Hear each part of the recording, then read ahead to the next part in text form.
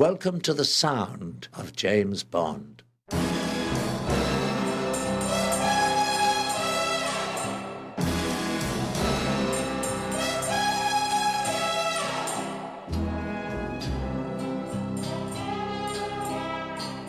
Goldfinger.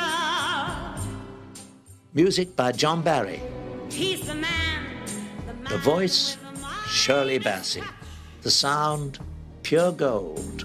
A spider's touch. The Bond sound is the sound of John Barry.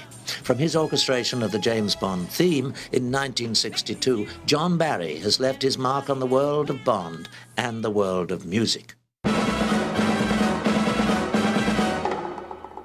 From sweeping strings to throbbing horns to driving bass lines, the sound of 007 is instantly recognizable, immediately thrilling, and always indelible.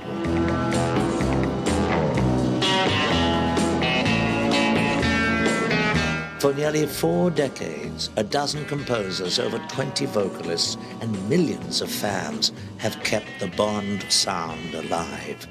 And it starts with a composer named Monty Norman in the Caribbean. I got involved with Dr. No because of 10 or 12-week trip to Jamaica. On location, composer Monty Norman decides to use local musicians for much of the score.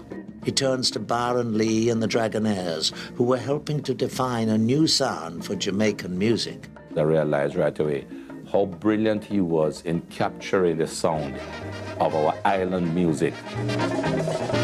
Monty Norman quickly becomes aware of the latest Jamaican dance craze. They were doing this thing called the jump up. All the people down Kingston Town, you know, all the people go jump up, waving arms about. Atlantic Records decides to release Byron Lee's recording as a single. The minute that came out, it was associated with the film. Soon, the first Bond song becomes a hit in the Caribbean. For the second Bond film, the producers turn to John Barry, who will eventually score an amazing 11 Bond films. You couldn't have been on a more successful kick than the Bond movies. The term Bond-esque and Barry-esque gets used in music criticism a lot. Working with Lionel Bart's theme for From Russia with Love, Barry creates a lush, sexy score.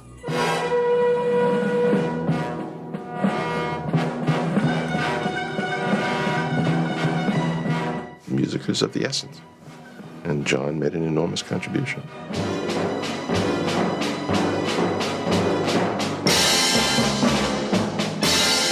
For Goldfinger, Barry returns, proving he has the Midas touch.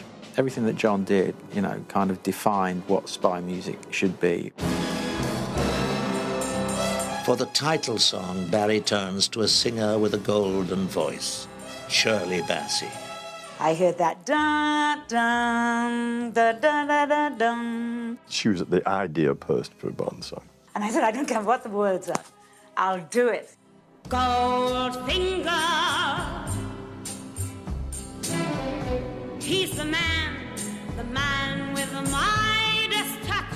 It's great to write for someone like Shirley. I mean, she just reads the lyrics so well. And I had this restricting bustier on, and so I went and let it all hang out.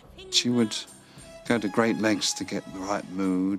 And I felt much more comfortable. Remember, she was discarding clothes ad lib. And then came the end with that note, and I was holding it and holding it.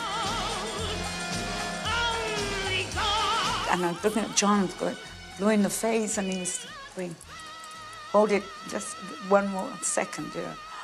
And when it finished, I nearly passed out.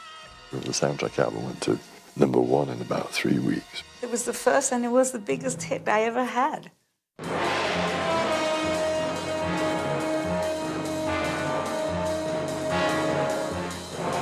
The sound of James Bond is as unique as it is ubiquitous. It was a highly styled thing. You Only Live Twice is the one that I always remember most because it was the first one that I ever saw. It was all sort of exotic and intriguing and delicious. I tried to go with the elegance of the Oriental feel. I tried to intertwine that into the story.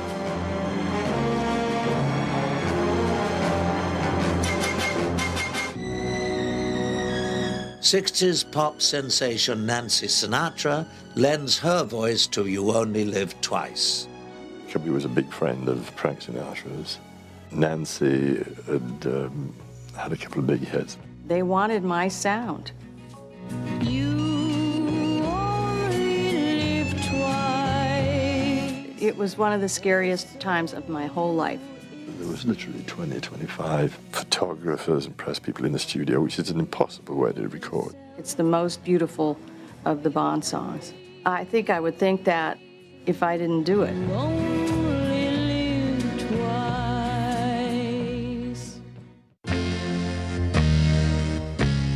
On Her Majesty's Secret Service introduces a new James Bond, and John Barry introduces a new Bond sound.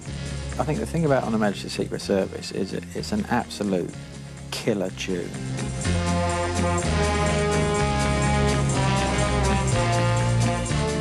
To create the score, Barry combines synthesizers with alpine horns.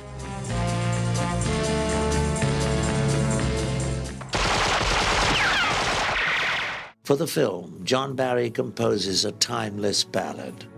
You know, All the Time in the World, you know, one of the most beautiful songs ever written, probably.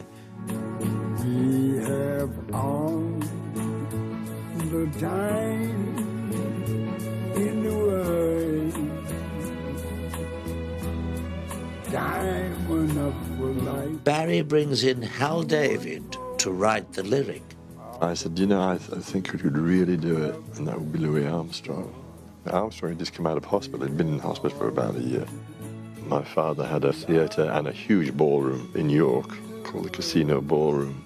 And Armstrong came and performed. It was wonderful to be able to finally record with him. This was the last record he did. Nothing more, nothing less, only love. Who are you? My name is Bond. James Bond. For Sean Connery's last outing as Bond, John Barry creates a lush Las Vegas sound.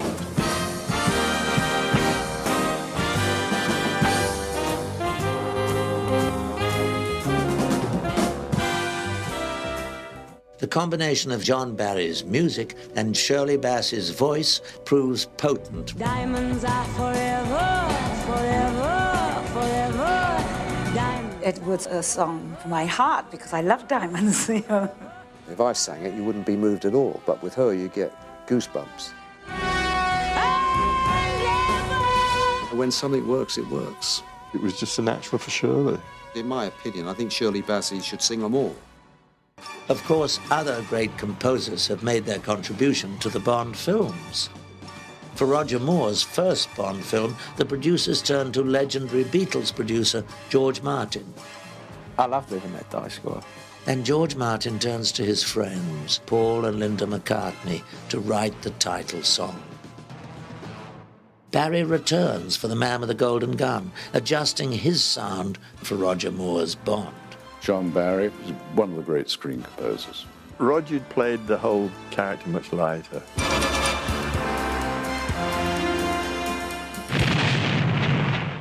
Marvin Hamlish steps up to the composer's podium for The Spy Who Loved Me. John Barry couldn't do this film, and because he couldn't do this film, they started looking for other composers, and somehow or other my name came up. Marvin Hamlish was a great performer as well as a composer. At that time, the Bee Gees were the hottest thing going.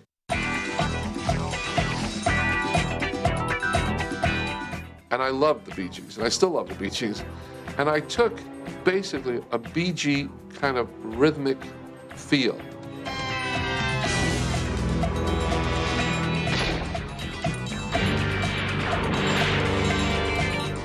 Most of it is very well taken from what had been done before, which had been brilliant.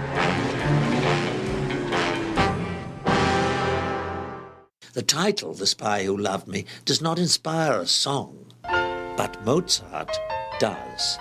Everything is bigger than life on a Bond film. So I went right to Mozart. That's all I was doing most of the day, was working with Carol Sager. And she finally came up with this great phrase, nobody does it better. Nobody does it better. Makes me feel sad for the rest. When I was a child, I was asked what I wanted to be, and my first choice was a spy. It was my dream to sing a song for a movie in the first place. And in the second place, a James Bond movie made it, the whole thing score higher. Baby, you're the best. The voice of Shirley Bassey does more to define the James Bond sound than any other.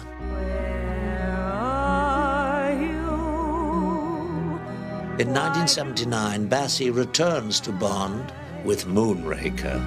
Where is that moonlight train that leads to your side? Shirley fits so well in with that whole Bond style. I did it for John Barry. It's like she opens her mouth and this sound comes out and you go, wow.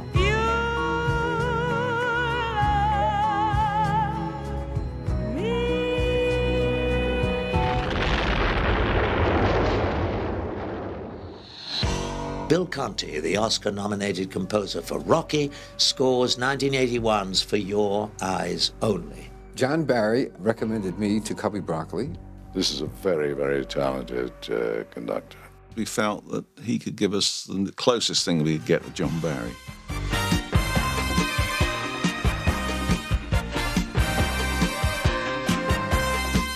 You got to follow the movie.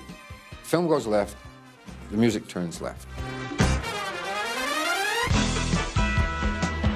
Incorporate a lot of the John Barry feel about the score.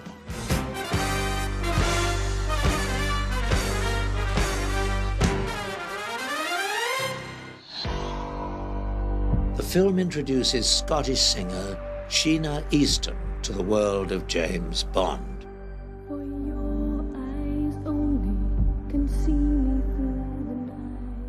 Some of the greatest singers had done the Bond themes, and it was always something that you think, oh, wow, you know, it's a great honor to be asked to do it.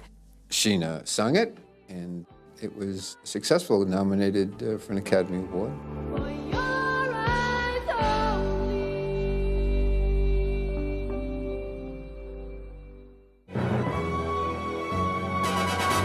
I came back on Octopussy, and I kind of, being away from it for a while, was good. John Barry has stamped his mark on the series in an incredible way.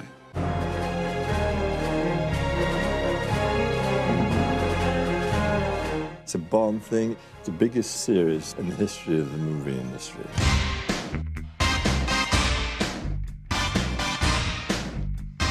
Jonathan Taylor came to us and was very interested in doing a Bond film. John Taylor was a massive John Barry fan. John Taylor knew everything about every Bond movie imaginable. Nick had a keyboard, and he was playing some chords, which kind of went ding, ding, ding, ding. I said, hey, hang on to that idea, Nick. That's really good. And I literally started singing the tune, Meeting You with a View to a Kill. We recorded just the group first, and then I went in and put the orchestra on top of that track. It was the last song we ever wrote before the band split up.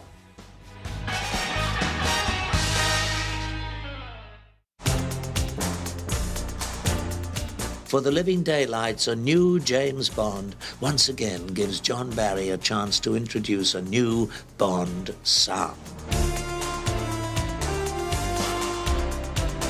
I thought the synthesizer bass gave the movie a new feel.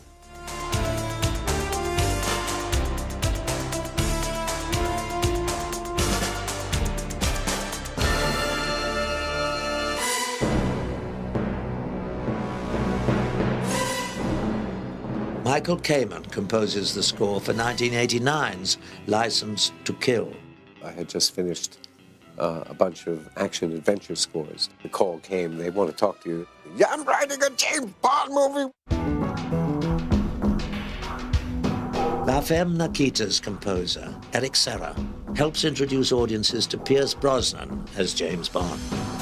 I like Eric Serra. I think he's terrific, and I like a lot about what he did with GoldenEye. Eric Eric Serra brings the Bond sound into the 90s, but a new composer takes 007 into the 21st century.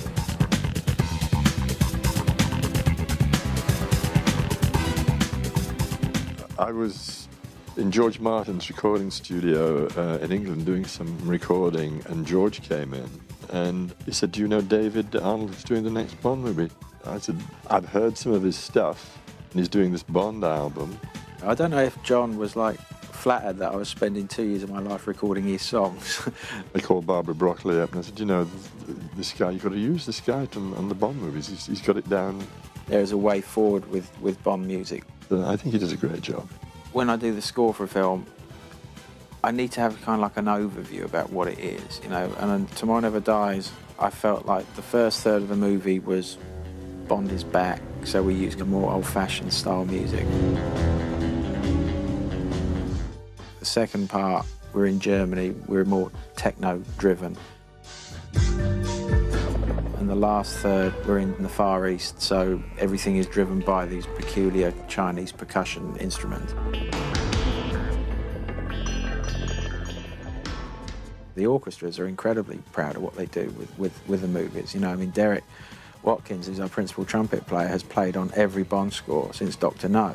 And on Tomorrow Never Dies, I went up to him and I said, "There's this bit on Thunderball where the trumpets make this kind of sound. I wonder if you..." And he said, "That was me."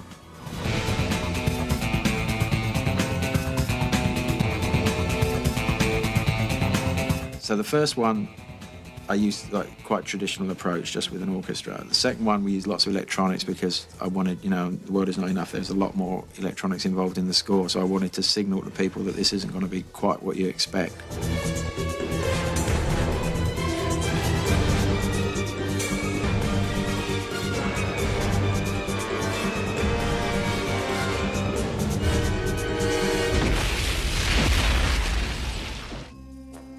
No Bond film is complete without the one piece of music which carries James Bond's name, the James Bond theme. Da da da da dum da da dum dum da da da dum da da dum dum da da da dum da da da da dum da da da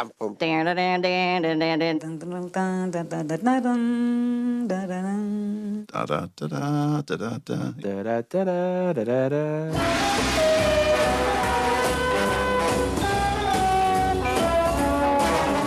When James Bond does something kind of James Bond-esque, then there's really only one piece of music you can play.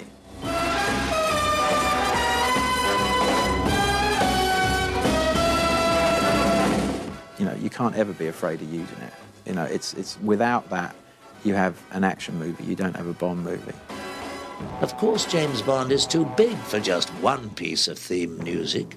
In 1963, John Barry composes the 007 theme, which appears in 5 James Bond films. Bum bum bum bum bum bum da da da da da da da da da.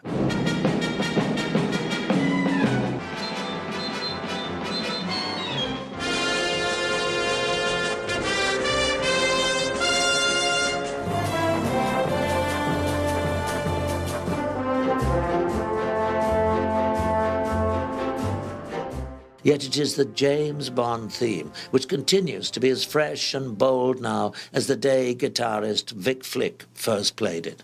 It was this guitar with thick strings, so you got a real, like a sound, which is the sound. Vic Flick was the guitarist with the 7. He was a terrific guitarist. You could play this like... and it wouldn't mean much, but if you get...